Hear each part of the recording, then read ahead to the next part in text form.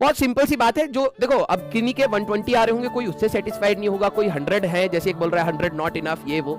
It does not matter कि अभी right now आपके लिए क्या इनफ है या क्या इनफ नहीं है, ठीक है? क्योंकि अभी भी आपके दिमाग में जो ये वाला लोड, हमारे टाइम पे क्या था, हमारे टाइम पे इतना ज्यादा इंटरनेट का यूज नहीं होता था, तो हमें ये बात भी नहीं पता होती थी कहीं ना कहीं कि भाई हमें कितने मार्क्स एक्चुअली में स्कोर करने हैं, which will be a good enough for a good college, right? हमें ये लोड ही नहीं होता था।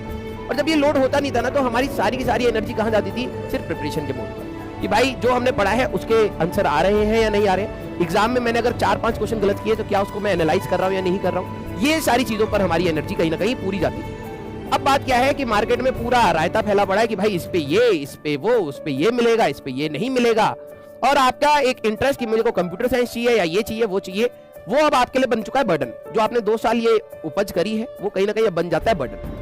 अब आपकी तैयारी अगर मान लीजिए पूरे 2 साल की 120 मार्क्स की थी फॉर एग्जाम्पल, ठीक है, तो आपको कहीं ना कहीं एक थोड़ा सा कंटेंटेड भी होना पड़ेगा कि हाँ चलिए ठीक है, मेरे अभी 120 मार्क्स आ रहे हैं, फॉर एग्जाम्पल 60 आ रहे हैं, 80 आ रहे हैं, 100 आ रहे हैं। टारगेट अभी भी 4-5 दिन का ये होना चाहिए कि यार कुछ ना कुछ जो मैं गलतियां कर रहा हूं 120, मतलब दैट डज नॉट मीन कि आप 120 का अटेम्प्ट करके आए और 120 ही पाए। आपने डेफिनेटली 140 या 150 का अटेम्प्ट कुछ किया होगा और फिर आपके कम मार्क्स आए। जो ये गैप है, जो आपकी गलतियां हुई हैं, ये 4-5 दिन में आपको और सोचनी है कि मैं इस प्रकार की गलतियां करता हूं और वो एग्जाम में जाके मेरे से नहीं होनी चाहिए, ठीक है? जो लोग दूसरी कैटेगरी में आते हैं कि डर लग रहा है, जिन्होंने पढ़ा ही नहीं है, तो उनका तो प्रॉपर है कि डर लगना भी चाहिए, ठीक है?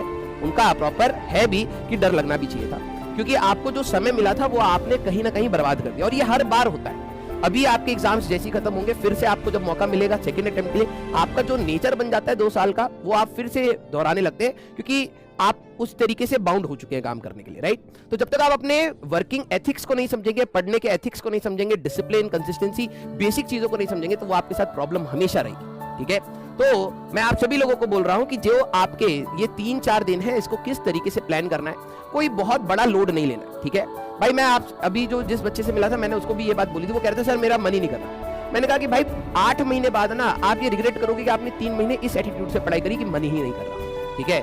ये 3 महीने भाई अगर सिलेक्शन होगा या नहीं होगा वो आपकी शिफ्ट और दूसरे बच्चों की प्रिपरेशन पर डिपेंड करेगा, राइट? मान लो कि नहीं हुआ, कोई नहीं, तो क्या वहां पर सारी चीजें समाप्त हो जाती है?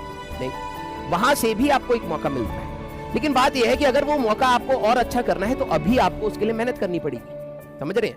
अभी गिव अप करने का कोई ऑप्शन ही नहीं होता, या फिर नेगेटिव सोचने का भी कोई ऑप्शन नहीं होता। अगर आप नेगेटिव इस समय सोच रहे हैं कि क्या मेरे लिए ये मार्क्स सफिशिएंट है, क्या मेरे इतने मार्क्स पे ये कॉलेज मिलेगा नहीं मिलेगा, ये टॉपिक हुआ नहीं, ये हुआ वो हुआ, अगर आप इन पॉजिटिव जगह को छोड़ के आप नेगेटिव चीजों पे इंटरप्रेट करना स्टार्ट करेंगे, तो ऑब्वियस ही बात है आपका माइंडसेट नेगेटिव डायरेक्शन में चला जाएगा, और फिर आप जो डर लग रहा है वो सारी चीजें स्वाभाविक है, ह्यूमन टेंडेंसी है, नेचर में है, वो सारी चीजें आपकी ऑब्वियसली आएंगी।